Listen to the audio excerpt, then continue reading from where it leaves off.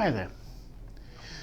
Those of you who've watched these videos before may realise that I'm fascinated by Australian Rieslings. So I've got here today a Clare Valley Riesling. This is Pikes Traditionale 2021 Riesling.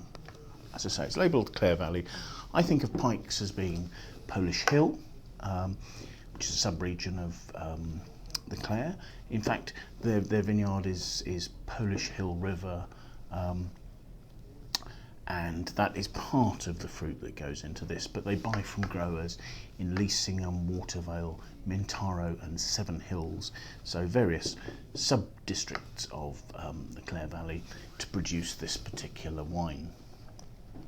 The family, the Pike family, emigrated to Australia from Dorset in England in 1878, and Henry and Emma and their 4 children came across, and he was a carpenter and was involved in working at a brewery, and soon became a brewer himself. And it was 1886 they started their own brewery, and that prospered for about 40 years or so, but went into decline. And come the time of the Second World War, there was an issue with yeast infection in the brewery, so they had to outsource the brewing, and actually they turned to making soft drinks, which was a business that went on for about another 20 years or so.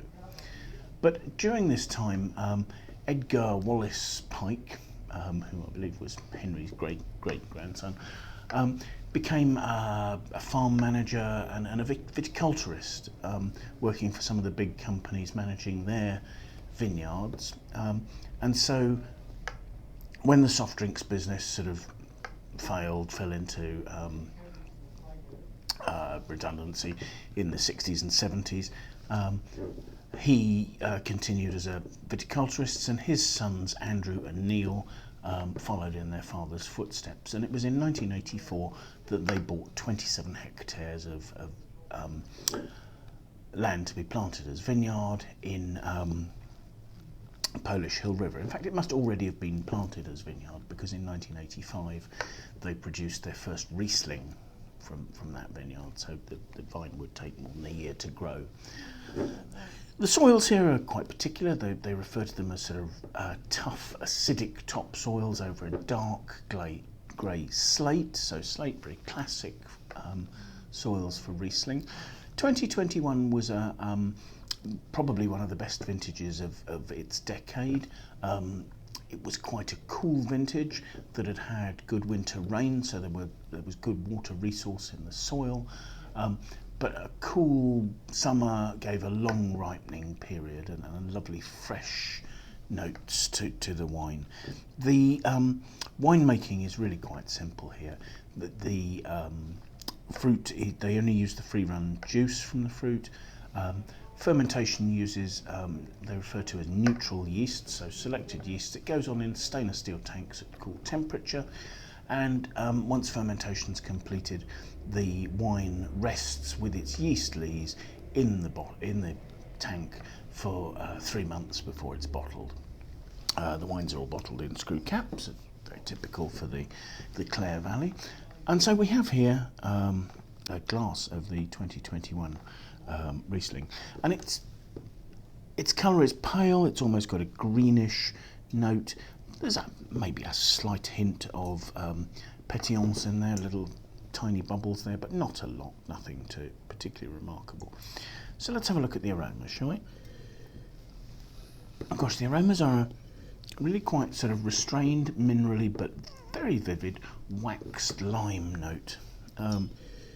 There are some tiny top notes of lime blossom, etc., but it's that waxy lime note that one suspects will probably develop into a sort of more of a petroleum note as the wine ages, but currently is much more that sort of piquant, fresh, greenish fruit. It's really lovely. Lime, maybe a touch of quince even. So let's have a taste.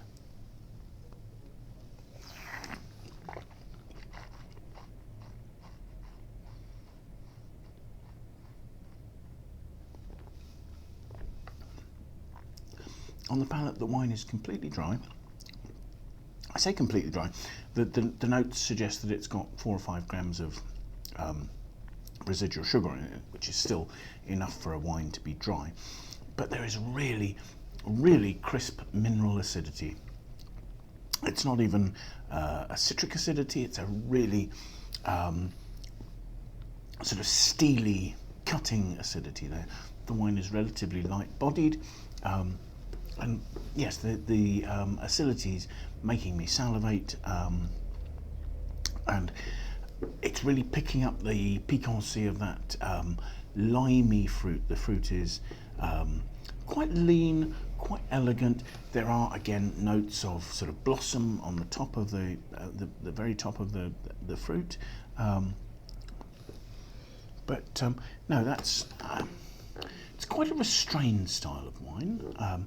It's got a lovely intensity of flavour, and you know, the flavours are lasting beautifully long. I mean, there's a because of the lovely acidity, it's keeping it lively.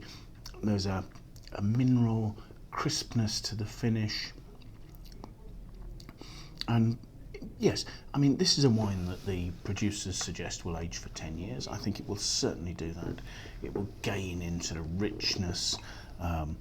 I suspect it'll probably gain slightly petrol-y notes, but also richer, waxier notes, sort of wax polish notes perhaps. But that's a really lovely wine, with some beautiful focus and at a price that's really quite reasonable. Pricing you'll see amongst the notes below the video, so do please follow that link, and that will take you to our website where we'll give you all those details.